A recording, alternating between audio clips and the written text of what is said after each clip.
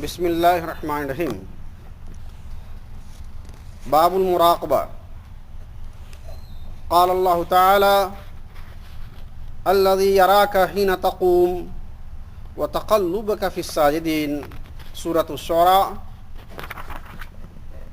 وقال تعالی وهو معکم اینما کنتم. سورہ حدید. وقال تعالی ان اللہ لا یخفی علیہ شیء فی الارض ولا فی السماء. سورہ آل عمران. وقال تعالی ان ربک لبالمرصاد. سورۃ الفجر. وقال تعالی یعلم خائنۃ الاعین وما تخفی الصدور. سورۃ الغافر. والآیات فی الباب کثیرۃ معلومہ.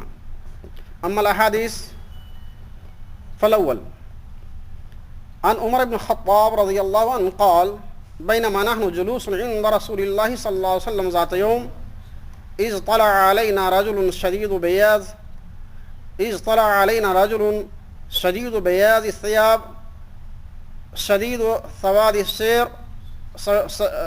سواد الشعر لا يرى عليه آثر السفر ولا يعرفه منا أحد حتى جلس إلى النبي صلى الله عليه وسلم فأسند ركبتيه إلى ركبتيه ووضع كفيه على فخذيه وقال يا محمد أخبرني عن الإسلام.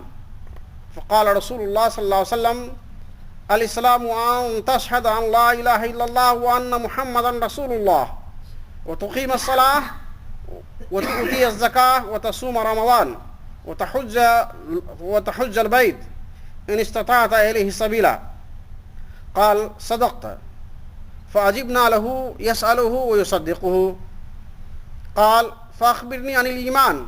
قال أن تؤمن بالله وملائكته وكتبه ورسله واليوم الآخر وتؤمن بالقدر خيره وشره. قال صدقت. قال فأخبرني عن الإحسان. قال أن تعبد الله كأنك تراه وإن لم تكن تراه فإنه يراك. قال فأخبرني عن الساعة. قال ما المسؤول عنها بعالم من السائل. قال فأخبرني عن أماراتها.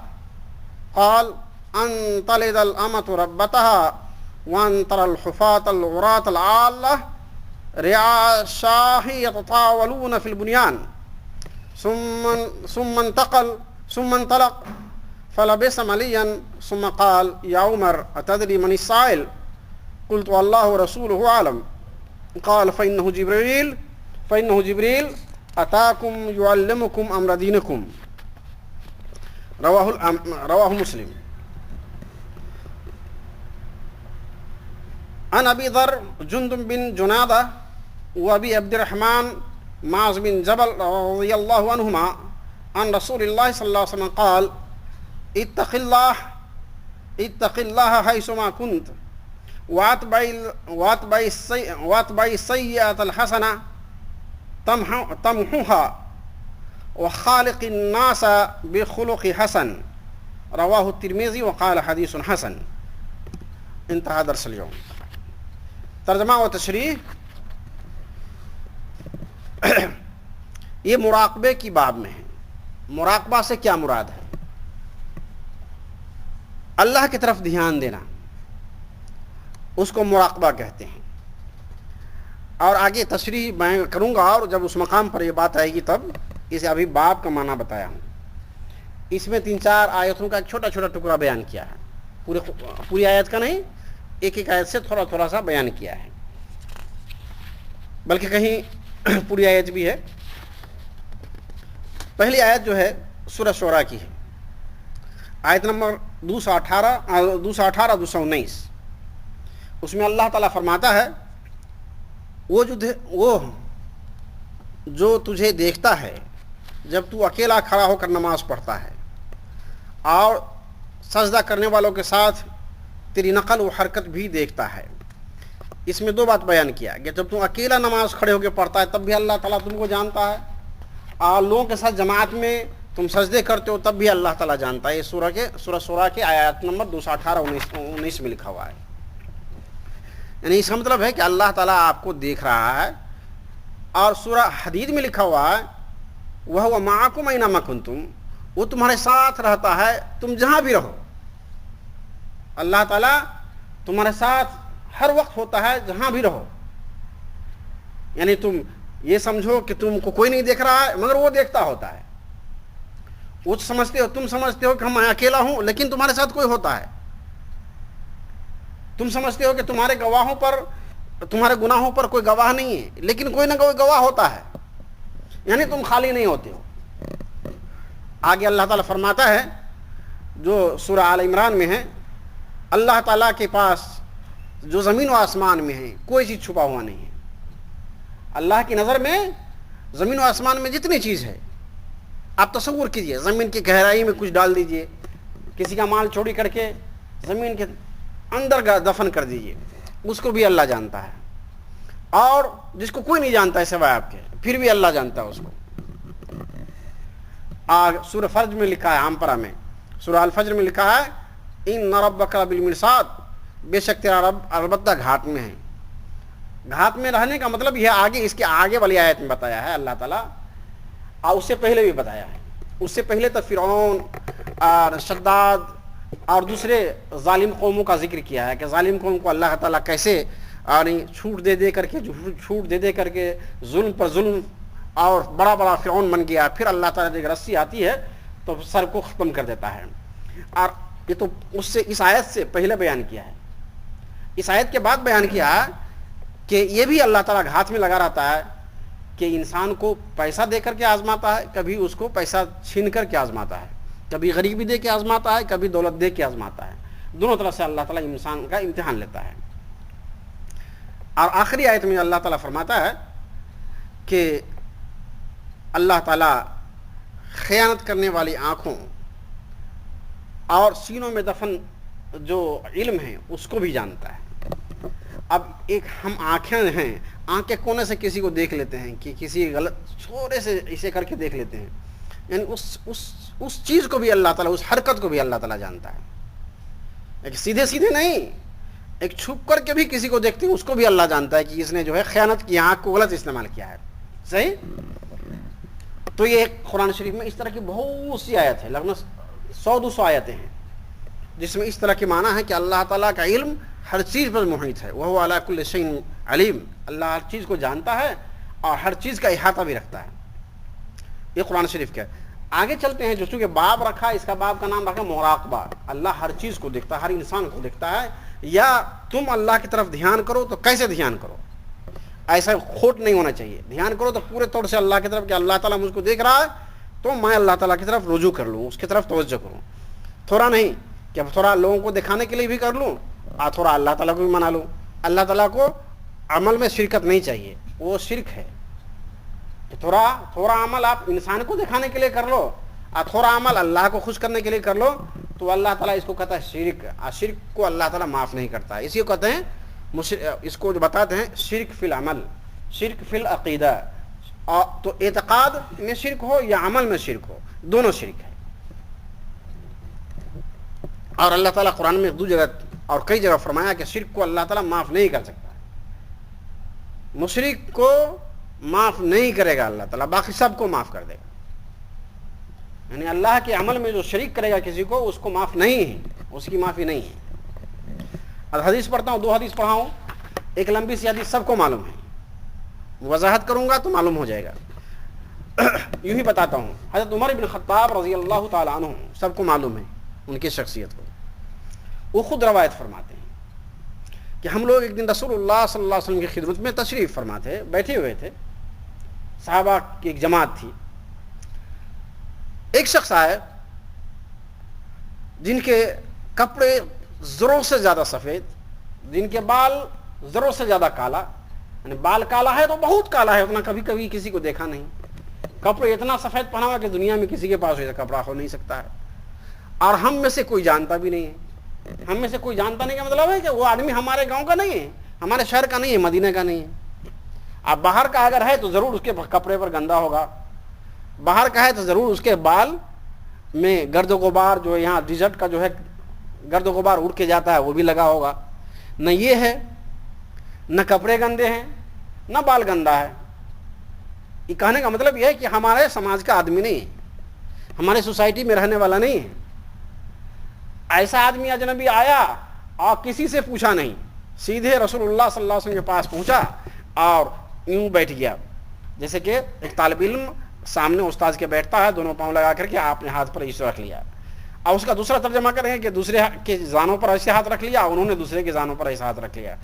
خلاصہ ایک پہلے معنی کرتا ہوں کہ انہوں نے اپنے ہاتھوں کو یوں رکھا، اور ایسے ہم جیسے بیٹھے ہیں ویسے نہیں، بلکہ جیسے نماز میں بیٹھتے ہیں ویسے اس طرح کے ہاتھ رکھ کے سوال کیا رسول اللہ صلی اللہ علیہ وسلم۔ کیا سوال کیا؟ کہ محمد صلی اللہ علیہ وسلم، آپ مجھے اسلام کے بارے میں بتائیے، آپ لوگ بتائیے کہ اسلام کیا ہے۔ انہوں نے رسول اللہ صلی اللہ علیہ وسلم سے پوچھا کہ اسلام کیا ہے۔ آپ لوگ تو بہت دنوں سے سنتے آ رہے ہیں حدیث قرآن، بچپن سے ہم لوگ مسلمان پیدا ہو، کیا ہے اسلام؟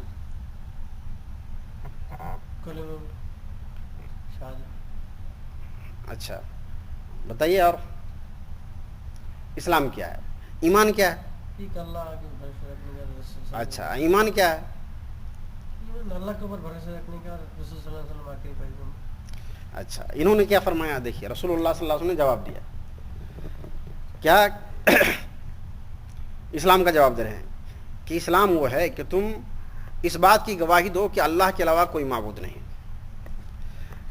اور محمد اللہ کا رسول ہے، نماز قائم کرو، زکوٰۃ ادا کرو، رمضان کا روزے رکھو، اور بیت اللہ کا حج کرو اگر تمہارے پاس بیت اللہ کے حج کرنے کی استطاعت ہے۔ اس کا نام ہے اسلام، اس کا نام ہے اسلام۔ جب یہ جواب رسول اللہ صلی اللہ علیہ وسلم دیا تو وہ شخص جو پوچھا تھا اس نے کہا آپ نے صحیح فرمایا۔ تب اور تعجب لگ گیا صحابہ کو کہ ایک اجنبی آدمی ہے، سوال بھی کرتا ہے، کہتا ہے سچ بھی فرمایا۔ سوال کرنے والا کہتا ہے سوال کا جواب سن کر کے آپ نے سچ فرمایا، تو یہ تعجب نہیں لگا؟ جو آدمی سننا ہے وہاں پر ہزاروں آدمی کی تعداد ہے، سوال اس نے کیا اور جواب رسول اللہ صلی اللہ علیہ وسلم نے دیا، اور اس کے بعد کہتا ہے آپ نے سچ فرمایا، تو سب کو تعجب لگا یہ کیسا آدمی ہے، سوال بھی کرتا ہے اور اس کو تصدیق بھی کرتا ہے۔ پھر انہوں نے دوسرا سوال کیا کہ ایمان کیا ہے؟ اب بتائیے ایمان کیا ہے؟ تو آپ دیکھیے رسول اللہ صلی اللہ علیہ وسلم نے کیا جواب دیا ان کو، کہتے اللہ پر ایمان لانا، اللہ کے فرشتوں پر ایمان لانا، اللہ کی کتابوں پر ایمان لانا، اللہ کے تمام رسولوں پر ایمان لانا، آخرت پر ایمان لانا، تقدیر پر ایمان لانا، خواہ وہ اچھا ہو یا برا ہو۔ یہ ایمان کے 6 پوائنٹ، ایمان کے 6 چیزیں ہیں، یہ یہاں بیان کیا ہے۔ ایمان میں یہ 6 چیز لازمی ہیں۔ اللہ کو ایک ماننا، اللہ کے فرشتوں پر ایمان لانا کہ اللہ نے ایک مخلوق پیدا کیا ہے جس کا کام ہے کہ اللہ تعالیٰ جو بتا دے وہی کرے، اس کے علاوہ دوسرا کر ہی نہیں سکتا، اس میں کیپیسٹی نہیں ہے کہ دوسرا کر سکے۔ اور یہ دوسری بات۔ تیسری بات ہے اللہ کی ساری کتابوں پر ایمان لانا۔ 4 کتابوں کا تو نام جانتے ہیں، توریت، زبور، انجیل، قرآن، اور کچھ صحیفے ہیں جیسے صحف ابراہیم و موسیٰ، اس پر بھی ایمان ہے، اور بھی کتابیں ہیں جو ہم نہیں جانتے ہیں، قرآن حدیث میں اور اس کا ذکر نہیں آیا ہے، لیکن ہے اور بھی کتابیں، سب پر ایمان لانا، اور تمام رسولوں پر ایمان لانا۔ ہمارے پاس قرآن شریف میں 25 رسولوں کا نام آیا ہے، نبی اور رسول کا نام ہے 25 کا، اور حدیث میں لگ بھگ سب ملا کر کے 200-250 نبیوں کا نام ہے، لیکن مجملاً جو ہے اجمالی طور پر یعنی اوور آل جو کہتے ہیں کتنے نبی ہیں تو 1,24,000 کے قریب پیغمبر آئے، ان کا نام لکھا ہوا نہیں۔ تو ہم کو سارے نبیوں پر ایمان لانا ہے، آدم علیہ السلام سے لے کر محمد رسول اللہ صلی اللہ علیہ وسلم تک سارے نبیوں پر ایمان لانا ہے۔ اور یہ نہیں کہیں کہ جتنے لوگوں کا نام معلوم ہے اتنے ہی نبی ہے، اور جتنا کا معلوم نہیں ہے وہ نبی نہیں ہے، یا نہیں تھے نہیں آئے۔ ہم ڈیٹیل میں نہیں جائیں گے، ہمارے ڈیٹیل میں جانے کی اجازت نہیں ہے۔ ہم کو اوور آل سارے نبیوں پر ایمان لانا ہے، خواہ ہم کو اس کا نام یاد ہو یا معلوم ہو یا نہ ہو۔ اور آخرت پر ایمان لانا، قیامت پر ایمان نہیں ہو تو یہ اعمال یہ وغیرہ نیکی برائی کا کوئی مطلب نہیں۔ قیامت پر ایمان نہیں ہو، جنت دوزخ پر ایمان نہیں ہو کہ ہم نماز پڑھتے ہیں، سچ بولتے ہیں، اور لوگوں کی تکلیف سہتے ہیں، کہیں برداشت کرتے ہیں، کہیں پر لوگ کی جو ہے بہت سے نیکی نصیحت کرتے ہیں، کوئی پیسے خرچہ کرتا ہے اور بہت سے چیز کر رہا ہے لوگوں کے لیے، انسان کے لیے، بھلائی کے لیے۔ اس کرنے کا کوئی مطلب نہیں ہے اگر آخرت پر ایمان نہیں، کیونکہ نیکی کرنے کا مطلب ہے کہ اللہ تعالیٰ دے گا، قیامت میں اس کا سارا بدلہ دے گا. اور برائی سے ڈرنے کا مطلب یہ ہے کہ اللہ تعالیٰ جہنم میں ڈالے گا، تو اس لیے برائی نہیں کرتا ہے. اگر کسی کو قیامت پر ایمان نہ ہو، جنت و دوزخ پر ایمان نہیں ہو، تو اس سارے دنیا میں جو اعمال ہے اس کا کوئی مطلب نہیں ہے. آخری ہے قدر یعنی تقدیر پر. تقدیر بری ہو یا اچھی ہو، دونوں حالت میں تقدیر پر ایمان لانا ہے. اب یہ ہر آدمی اگر دولت مند ہو جائے تو غریب کوئی نہیں رہے، تو اللہ کو یہ دنیا چلانا ہے، اللہ تعالیٰ کو یہ دنیا چلانا ہے. اور وہ کیسے چلائے گا؟ اللہ تعالیٰ بناتا ہے. یہ تقدیر کسی کو پیسے میں بڑا، کسی میں پیسے میں کم، اللہ نے بنایا ہے. لہذا ہم کو غریب ہونے میں افسوس نہیں ہے کہ ہم غریب ہیں، اور کسی کو دولت مند ہونے میں بھی خوشی نہیں ہونا چاہیے. ہم کو یقیناً ہمارا ایمان ہے کہ ہم کو اللہ نے جتنا دیا ہے اس میں ہم خوش ہیں، اور اللہ تعالیٰ دے دے تو ان کی مرضی ہے. اس لیے کوشش بھی کرتے ہیں کہ اور اللہ تعالیٰ دے دے جائز طریقے سے. اور کسی کے جب یہ یقین ہو جائے گا ہم کو جو دیا اللہ نے یہ ہمارا حق ہے، اور اتنا آپ کو دیا ہے وہ آپ کا حق ہے، تو کبھی جلن، حسد، ڈاہ، کینہ، کپٹ، جھگڑے انسان میں نہیں ہوگا. یہ چیز کمزور ہو گیا لوگوں کا، یہ تقدیر کمزور ہو گئی، تقدیر پر ایمان کمزور ہو گیا، تو اب مسلمان ہونے کے باوجود بھی مسلمان کا حق لوٹ لیتا ہے، مسلمان ہونے کے باوجود بھی پڑوسی کو ستاتا ہے، مسلمان ہونے کے باوجود بھی اپنے معاشرے میں خون خرابہ کرتا ہے، مسلمان ہونے کے باوجود بھی چوری، جھوٹ، سچ کا بازار گرم ہے، مسلمان ہونے کے باوجود بھی سارے کرائم اور سارے جرم پیشہ لوگ مسلمان میں ہیں. وہ کیسا مسلمان ہے جو تقدیر پر بھی ایمان رکھتا ہے اور دوسرے کے مال بھی ہتھیاتا ہے؟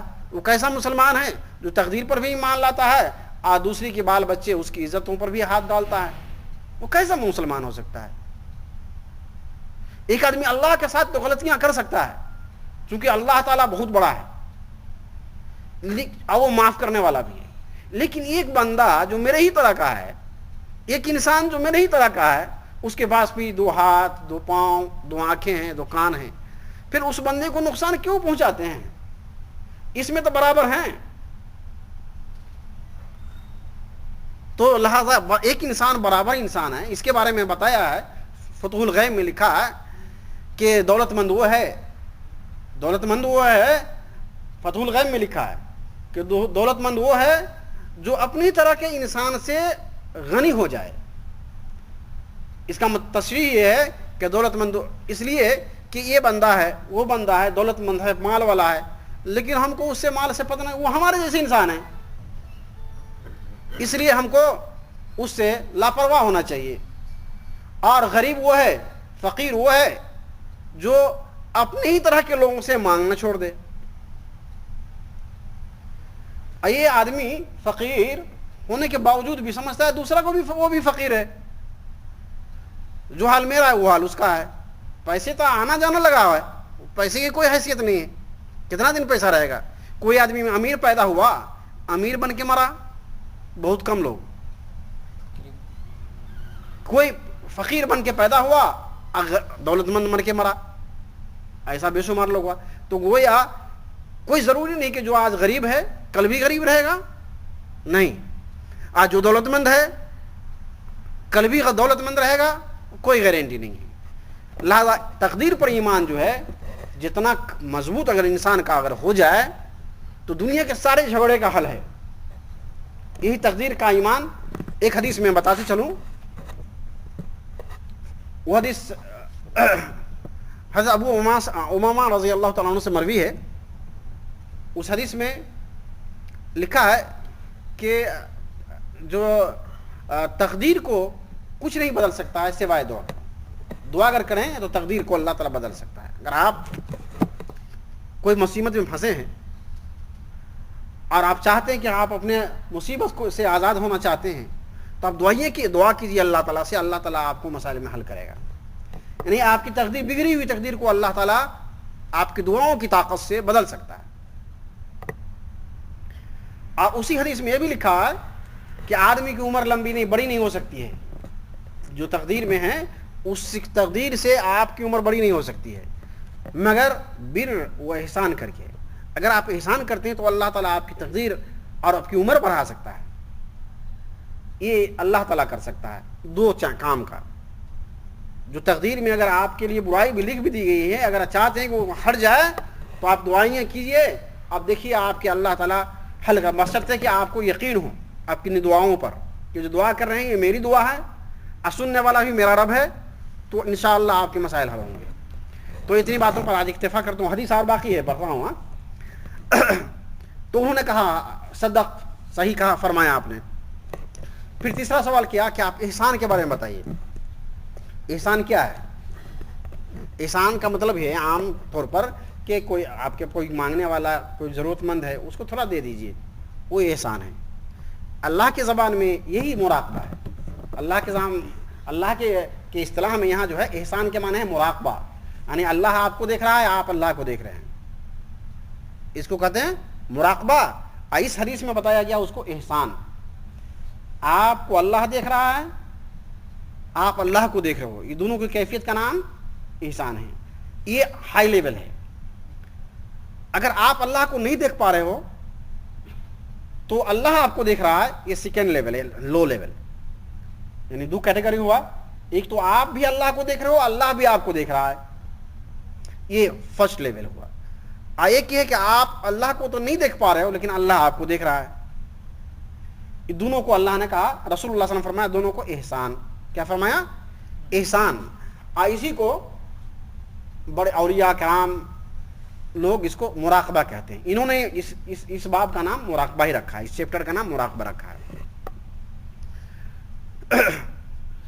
بہت بہترین لفظ ہے حدیث میں, ان تعبد اللہ کانک تراہ وان لم تکن تراہ فانہ یراک. تم اللہ کی بات ایسے کرو کہ تم گویا اللہ کو دیکھ رہے ہو. اگر یہ کیفیت پیدا نہ ہو سکے, ایسا نہ ہو سکے کہ تم اللہ کو دیکھ رہے ہو, تو یہ سمجھو کہ اللہ تعالیٰ تم کو دیکھ رہا ہے.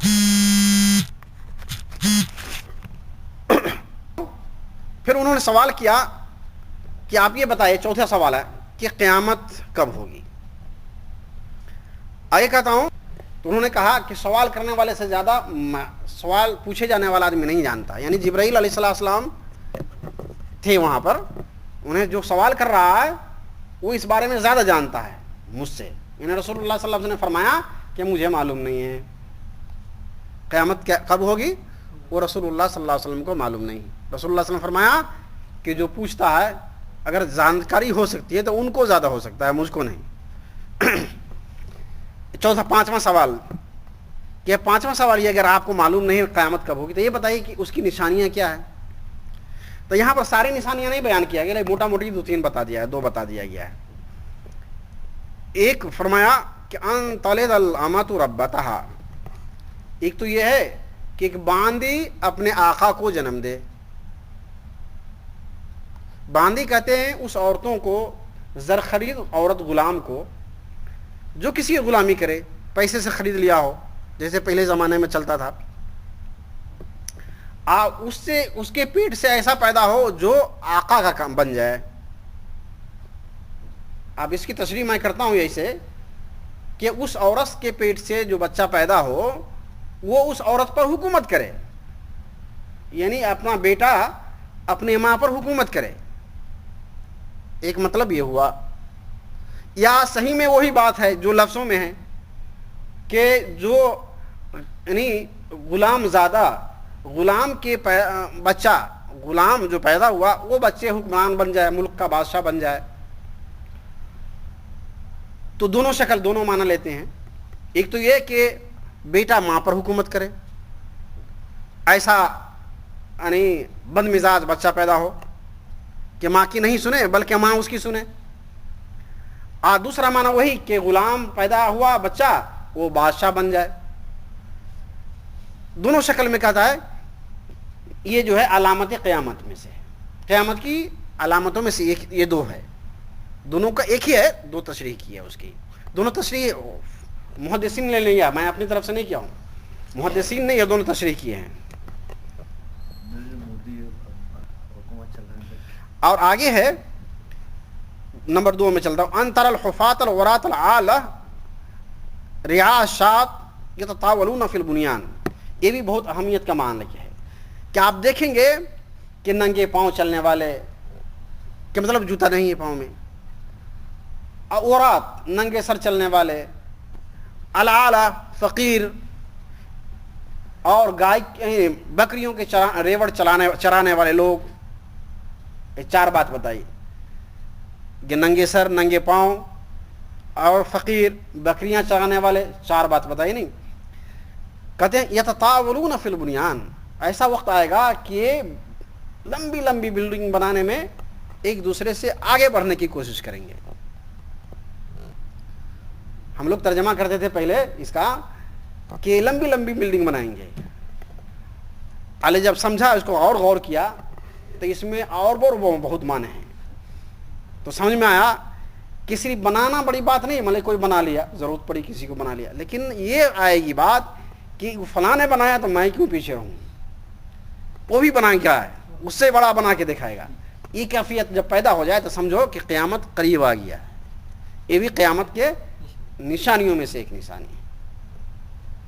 تو صحیح سمجھ میں آ رہی بات؟ آگے بڑھوں. یہ تین سوال کا جواب انہوں نے دیا، یعنی قیامت کے بارے میں نہیں، اتنے ہی پر اکتفا کیا یہاں پر، اور زیادہ نہیں. اور دوسری جگہ پر بہت تفصیل سے آئی ہے. پھر وہ شخص چلے گئے. رسول اللہ صلی اللہ علیہ وسلم تھوڑی دیر خاموش رہے. اس کے بعد حضرت عمر سے پوچھا، اے عمر، تم کو معلوم ہے یہ پوچھنے والا کون تھا؟ تو حضرت عمر نے جواب دیا، اللہ اس کے رسول کو زیادہ علم ہے. تو رسول اللہ صلی اللہ علیہ وسلم نے جواب دیا کہ وہ جبرائیل علیہ السلام تھے، تمہارے پاس آئے تھے کہ تمہیں تمہارے دین کا معاملہ تم کو سکھائے. یہ حضرت جبرائیل علیہ السلام کے بارے میں. اس حدیث کو ختم ہو گیا، ترجمہ ختم ہوا. یہ حدیث کا نام ہے حدیث جبرائیل. یاد رکھ لیجئے، اس حدیث کا نام ہے حدیث جبرائیل. بہت فیمس حدیث ہے یہ. اس میں ایمان، اسلام، احسان، قیامت اور آثار قیامت، یہ 5 باتوں کے بارے میں اس میں بتایا گیا ہے. ایک حدیث تھوڑا سا ہے، میں پڑھ دیا تھا، صرف ترجمہ کر دوں گا، سب کو معلوم ہے، زیادہ باتیں نہیں کرنا اس میں. حضرت ابو ذر، جندب بن جنادہ، ابو عبد الرحمن معاذ بن جبل رضی اللہ عنہما، دونوں صحابی سے روایت ہے. اور رسول اللہ صلی اللہ علیہ وسلم سے روایت فرماتے ہیں، کہتے ہیں کہ رسول اللہ صلی اللہ علیہ وسلم کی ارشاد ہے. کیا ارشاد ہے؟ اتقوا اللہ حیث ما کنت، تم جہاں رہو اللہ سے ڈرو. وَأَتْبِعِ السَّيِّئَةَ الْحَسَنَةَ تَمْحُهَا، اور برائی کرنے کے بعد نیکی کر لو جو اس کو مٹا دے. برائی کرنے کے بعد نیکی کر لو، یہ اس کو مٹا دے گا. وَخَالِقِ النَّاسِ بِخُلُقٍ حَسَنٍ، اور لوگوں سے اچھے اخلاق سے معاملات پیش کرو. اس کو ترمذی نے روایت کیا اور کہا یہ حدیث حسن ہے. آپ مجھے بتائیے اس میں کیا بتایا ہے؟ یہ پورے احادیثوں کا جو بہت مختصر لفظوں میں بیان کیا جاتا ہے نا، وہ ساری بات اس میں بیان کر دیا ہے. تم جہاں بھی رہو اللہ سے ڈرتے رہو، جہاں بھی رہو اللہ سے تقوی، لفظ ہے اتق اللہ، اللہ سے ڈرو، تقوی کرو جہاں بھی رہو. اور دوسری بات جو بتایا، آدمی غلطیاں کر سکتا ہے، نہیں غلطیاں کر سکتا ہے، کسی سے بھی ہو سکتا ہے، علامہ سے بھی ہو سکتا ہے، صوفی سے بھی ہو سکتا ہے، اولیاء اللہ سے بھی ہو سکتا ہے. بغیر غلطی کے کوئی اچھا نہیں بن سکتا ہے. غلطی کرتا ہے تو روتا ہے کہ اللہ تعالیٰ کے مقرب بن جاتا ہے. ایک آدمی کبھی غلطی ہی نہیں کرتا ہے تو اس کو رونا بھی نہیں آتا ہے، کرے ہم کو اللہ نے تو یہ برائیوں سے دور رکھا ہے. اس حقیقت میں اللہ اس کو بچا کے رکھتا ہے.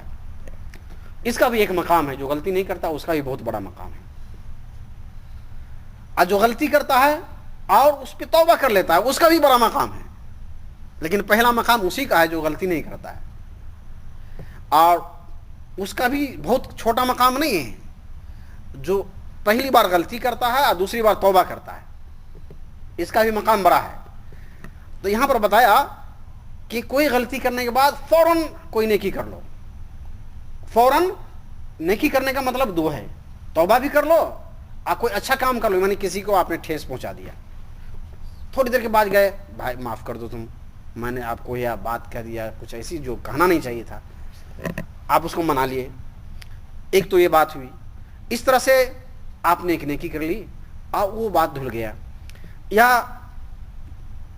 کوئی ایسا کام کیے جس کو نیکی کرنے سے وہ دفع ہو سکتا ہے، یعنی گناہ کبیرہ معاف نہیں ہو سکتا. ایک بات مان لیجئے، گناہ کبیرہ بغیر توبہ کے معاف نہیں ہو سکتا ہے، جبکہ اللہ اور رب کے بندے کے درمیان اور بندہ کے درمیان ہو تو جب بندہ معاف نہیں کرے گا تب بھی معاف نہیں ہوگا.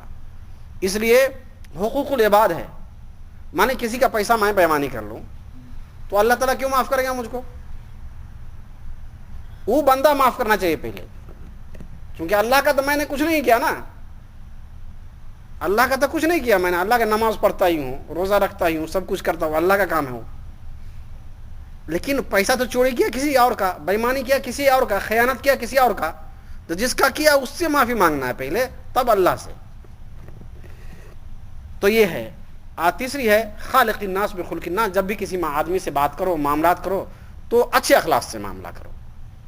تو یہ تین باتوں کو اس میں جمع کر دیا ہے جو بہت کامل ہے. تو میں سمجھتا ہوں کہ کافی ہے آج کے درس کے لیے، اور پچھلے ہفتہ تو شاید میری مس ہو گیا تھا، اس لیے 2 ہفتہ کے بعد پڑھا ہوں. اللہ تعالی ہم سارے لوگوں کو قرآن حدیث سمجھنے اور اس پر عمل کرنے کی توفیق عطا فرمائیں. سبحان ربک رب العزت عما یصفون وسلام علی المرسلین والحمد للہ رب العالمین.